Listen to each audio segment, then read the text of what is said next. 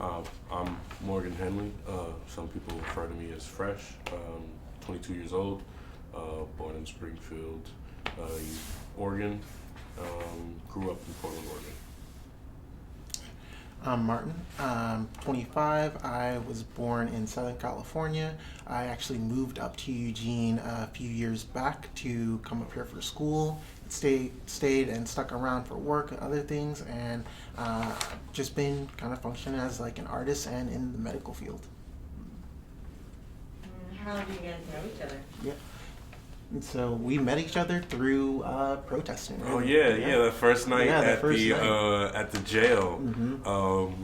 I was literally I was interviewing someone yesterday, and I thought about the random people who would just walk in, and the dude with the Halo helmet, with the ultra realistic Halo 3 helmet with the lights on it. I remember I was sitting there with my boy Caleb, who I had just met that day at the protest, and I was just like, he was like, bro, look at that dude, look at that dude. He was like whispering, like, yo, dude, look at that dude. He's like, the limited edition Halo helmet. And that guy came and talked, and it wasn't anything like big, but it was inspiring, man. Like, he was just like, I've never really knew about this, but I came out in the street, and then just meeting you and meeting the people that you had around you, that kind of got me introduced to the black people in the city, because I had just recently moved back from Arizona, so I didn't really know that many black people out here, or people in general, and so Martin kind of introduced me to all the black people that I kind of know in the area now. Yeah. Is it really, or has it been 4 months? Damn, it's been a long summer. I think when you're out there in the streets, things start to blend in. Oh, yeah.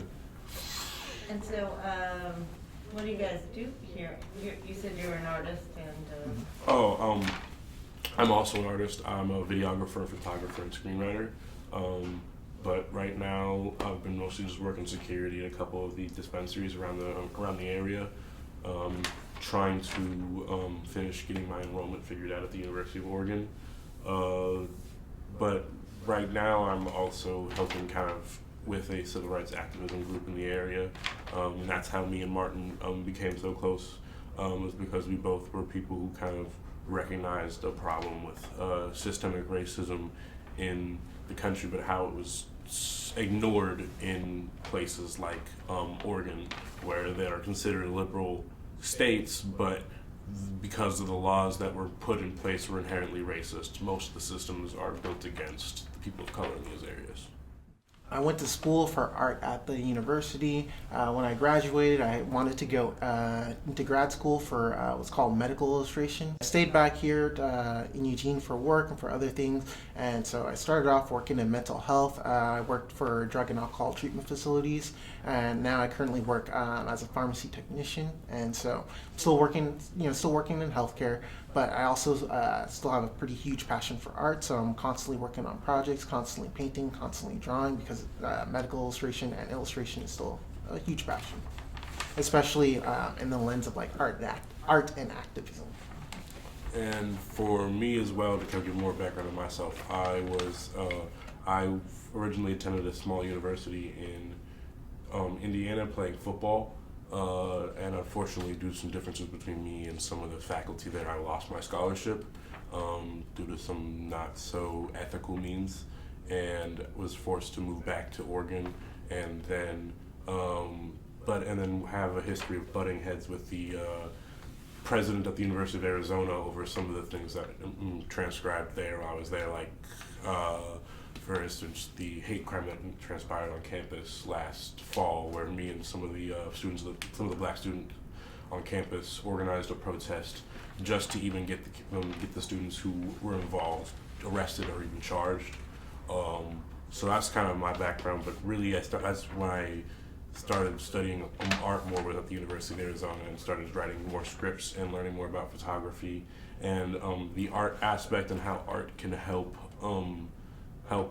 basically tell black people's story and tell the story of that a lot of people of color experienced. That's what kind of me and Martin kind of connected on when we originally met, was like the idea of using our art to kind of tell a story and like help connect to a wider audience and let people know like because we both agree that there's not a great representation of people of color in the media, whether it's in the traditional art world or the modern art world or the new media art world.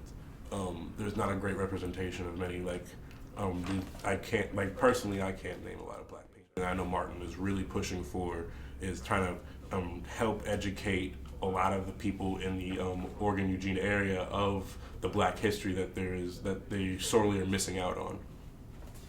I moved back, I think, May 20th, and then everything kind of just exploded a couple weeks later.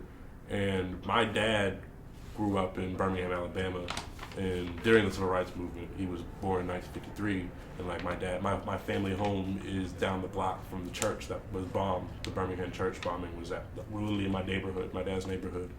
And so kind of learning that history is what kind of inspired me to learn more about the history of the black people in Oregon.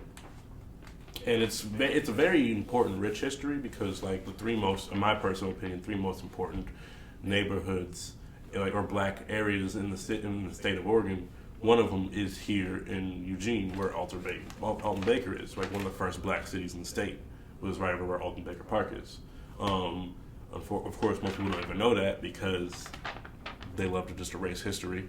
But it's learning about those important pieces of history is important to, I think, every person. I believe that it should be just as important for a person of any kind of culture to learn about their culture and learn, because it'll help you kind of discover who you are, and it may even bring ease to some maybe anxiety that you have about yourself, or maybe help you kind of discover who you really are. And so that's one of the reasons why I really started getting into this movement, is because I used to always tell myself, man, I wish I was there with my dad in the 60s. I wish I could have been there. So when this happened, I couldn't sit on the sidelines. I had to go out there and speak about this. Not only educating white people, but also educating black kids for the next generation, because they're not going to receive this education in school. It's not. I can 100% guarantee that they will not. And they're even how does the city of Portland not even talk about Vanport or Alberta? That's be a part of the curriculum, but it's not. And I know that's something that Martin's been helping me fight for, is trying to change how the education system is in the areas. And because that's a huge thing, is if you don't educate people properly, then you're gonna make the same mistakes. When you really get down to it, it's you grew up in Springfield, you moved away, and then you came back. So you have this perspective of being in an entirely different. Yeah, Spring, Kentucky. But you have this perspective of being in an entirely different area. I have a perspective of growing up in Southern California, where this is, where it was set up. It hasn't changed at all. That's the thing. Springfield's still in Springfield. Going back to Thurston, going to Splash and being Splash is still Splash. And it's just a air of uncomfortability, because I think it's because those areas are resistant to change. Mm-hmm. And that's why it's really hard to get any headway. Mm-hmm. I think, yes, those areas are resistant to change, but also, it's me growing up in California and moving up here to Oregon, I recognize immediately. It's prehistoric. Yeah, it's historic, and there's a huge difference in how people of color are treated in my area of town versus in California, versus how we're treated up here, even by the police. Down in my town, back in Paris. Paris is it was, I don't know how it is now, but Paris was a pretty violent town. We're talking at my high school, 2 people were stabbed and killed down the street from my high school. There's not enough black people in Eugene. That's the thing, is there are a lot of black people in once you get to really be looking for them, right? But there aren't enough black people congregating in a certain area for there to be an area for police to just police, because there's black people there. So the police harass black people the same as they do in Indiana, the same as they do in Arizona, the same as I saw when I was in Portland, the same as I saw when I was in Tacoma. But it just isn't as obvious because not all the black people live in the same area. The thing is that they've completely erased any semblance of black history that there is no black culture left in Eugene. Mm-hmm. And so there is no area for the police to just patrol to try and curb that behavior. Me being here for like 7 years though really kind of opened my eyes to what really is kind of happening when you look at these communities of color. Because like when I first came up here to Eugene, and I first started living at the dorms on campus in fall of 2013, the first person who I talked to was actually the janitor, who was a person of color, who we just sat down for like 2-3 hours and we just talked about Eugene, we talked about Oregon's history. That sounds like a very Oregon conversation. We talked about everything, we talked about what it really means to be a black person in Oregon. And he gave me the complete lowdown. And really what I've seen exactly what this person told me. A system where they actively are chasing these people out of they're chasing people who look like us out of town. Like for the most part, after spending 4 years at the university, the black people who live here do not want to live here anymore. No. All of them want to leave. Even myself. We don't get offered jobs here at all.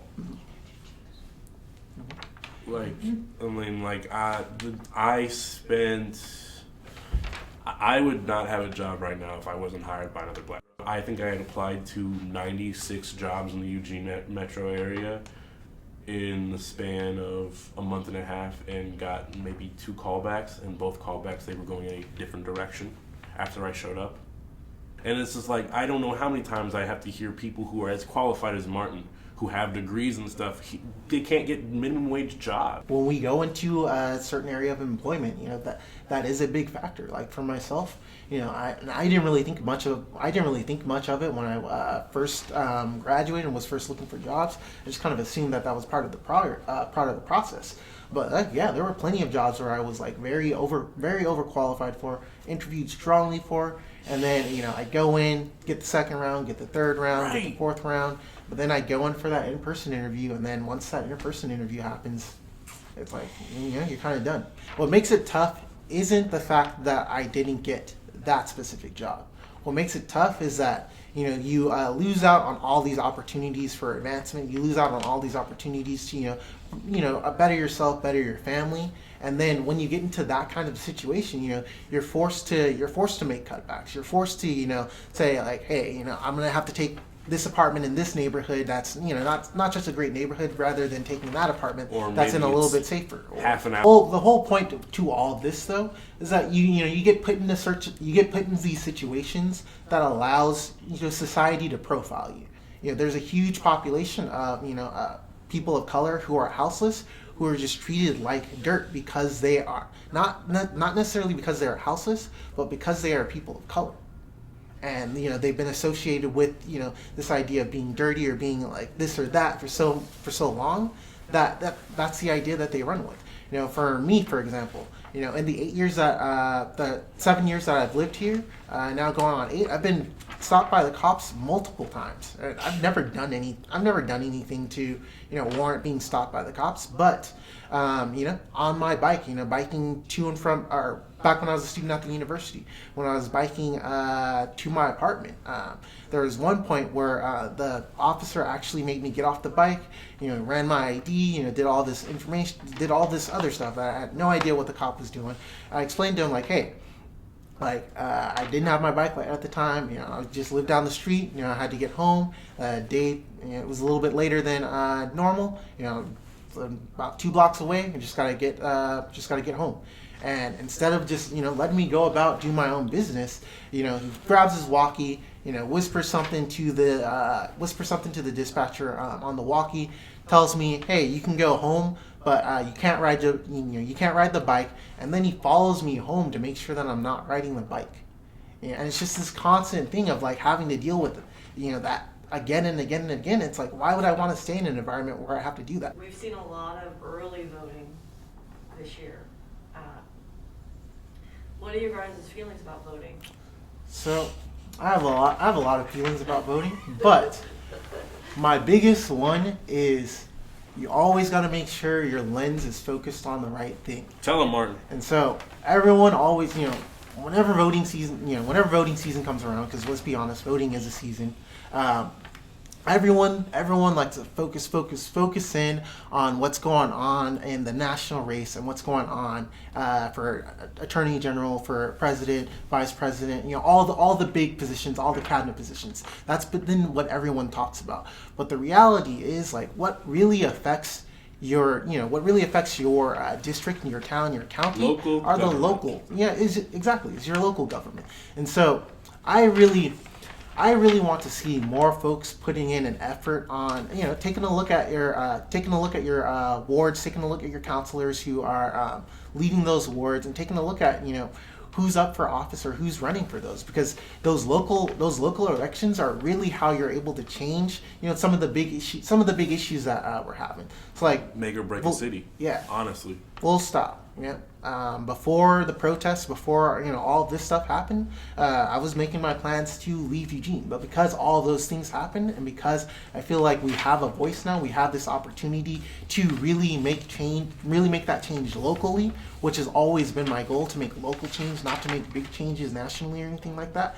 That's what really made me want to stay here, because I feel like people are finally opening their eyes to realize that, oh hey, my vote for whoever's erecting eWeb is going to matter, because that's going to set how much that's going to set a precedent of how we run eWeb, whether we put up more of a focus on aid for people who need it, or whether we put more of a focus on compliance, X, Y, and Z. And the same for each and every one of these different local things as well. Like, we need to make sure whoever's in charge of house and urban development is actually someone who's going to develop reasonable housing, not someone who's going to put up $1,000 condos and stuff like that. So you need to make sure that you're electing people that are looking out for the interests of the people in the community, not just people who are looking for chairs, people who are looking for positions of power. Like, big government you need to vote for big government because they invoke a lot of policies that affect millions of people. But also local government is as important, if not more important, because local government is the government that you interact with every single day. Local government is the ones that have power over the cops, over the EMTs in the area, over the fire department, over where construction sites are, what times roads are going to be closed for construction, when are they going to be doing construction in certain areas, who's going to fix what potholes in what areas. I mean, how many potholes are there out here? Can we elect someone who's going to fix the potholes? That's an electable position. Whoever's in charge of the roads out here, that's a position that's not hired for. That's something you elect someone for. So you need to actually take a look at your ballot, figure out what are the problems that you have with Eugene, and figure out what candidates are trying to attack those problems, and see if they're going to have policies, and also do research. See if these politicians are just saying spark notes, just saying some really nice words, but really don't have anything behind it. Because if they're just saying, "Hey, we want to build like these affordable houses in this area by this time," okay, cool. But if they don't say, this is what we're gonna this is why we're doing this. Here's how we're gonna do it. These are the people we're trying to do it for. Blah blah blah. If they just say, "This is what we want. This is when it's gonna happen, and this is where it's gonna happen," that's just okay, cool. So you need to do your research on the local government, because those people are going to affect the houseless problem that we have in Eugene. The reason we have such a bad houseless problem is because we've elected people who have not taken care of the houses, who have looked at the houses as pieces of dirt. Do you think that there's going to be a change in how many people of color are involved in our local government? So I think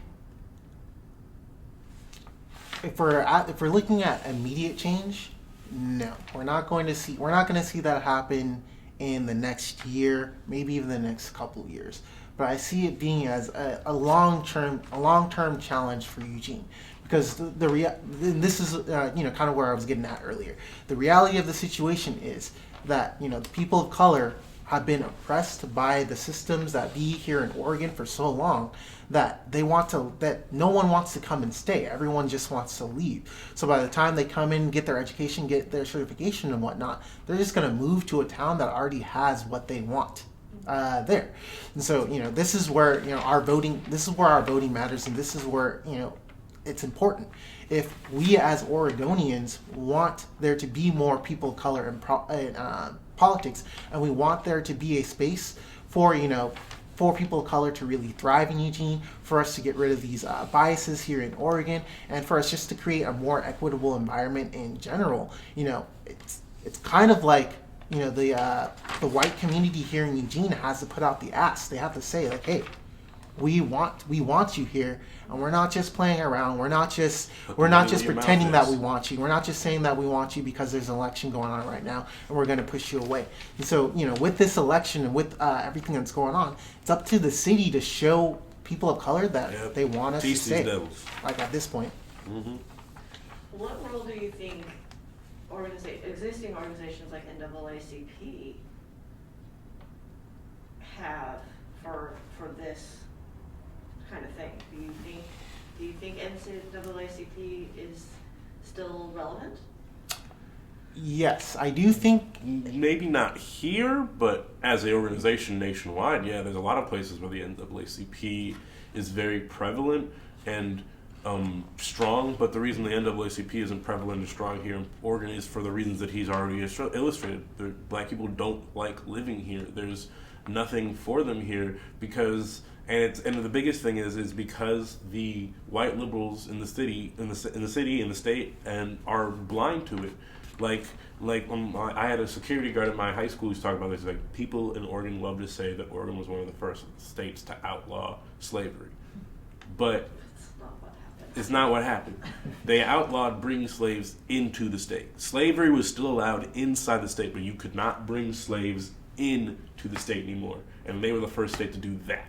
And that is a huge difference than what they claim as. And there's all these small things like I have a friend of mine whose great-great-grandfather was a Grand Wizard of the Ku Klux Klan. He came up to me one day. He's like, yeah, he learned about it. He's like, I apologize. She's like, I'm sorry for my great-great-grandfather. And the other people around us were like, they were the KKK here. They didn't even know that the KKK was here. Like, the lack of history. So it's basically like the NAACP being here is like them shouting into a crowd of people who got earmuffs on, because none of the white people out here want to hear that there's racism in the state, because they believe that everything's all hunky-dory because the white liberal agenda has been completely destroyed by the right. But that's a conversation for a different day. It's just that the NAACP needs black people to actually know that if they try and get people to run for office, that there will be people who actually support them. Because even if every black person in the city of Eugene voted for a person of color, if they were running for a position, they would not win. It would not matter. And the NAACP knows if they're getting a person of color to run out here, they're only going to get the people of color to vote for them. That's just what's going to happen. It's going to take a lot for a white, because I don't care what anyone says. If even if it's still Eugene, and if there's a white person who's qualified and a black person who's qualified, they're going to pick the white person over the black person. What can people who are allies do? When you see there are people who are like members of the NAACP who are trying to have events for certain politicians, go to them. Go to them and research and learn about what problems are afflicting the people of color in the area, and find out what politicians are going to try and attack those issues. I do feel like the NAACP still has a purpose. I do feel like the NAACP still can do a lot of good up here, especially here in Oregon. They just need people to support them. So yeah, they as just allies, need the support. Yeah, as allies, if they have something, go ahead and support them. Just like with our organization, if we were doing something, we want people to come out and support us. That way we're diversifying our learning. Because at the end of the day, no one wants to learn everything from 20 to 25-year-olds. There are definitely things that you can learn from your elders. There are definitely things you can learn from different areas in the community. And NAACP has rich rich texture of Resources. African American history, Yeah. and just the diaspora of Black people around North America. And so, if you're wanting to learn about our history, if you're wanting to learn any of those things, definitely go to the NAACP. Start that relationship, build that, maybe get a membership going, and help build the network. It's the same thing, At the end of the day, we all have the same goals, even if we're taking different tactics to go about and meet those. I'd say, whereas the NAACP has been more established here in Eugene, and so they have very specific types of events that they like to run. Black Unity, we're all about. Right now we're all about the protests. We're all about community events, and we're really trying to grow our voice in really attacking the issue of police brutality and things like that. So just come out to our events. Come and prepare to be educated, or prepare to experience, and don't shy away from that experience.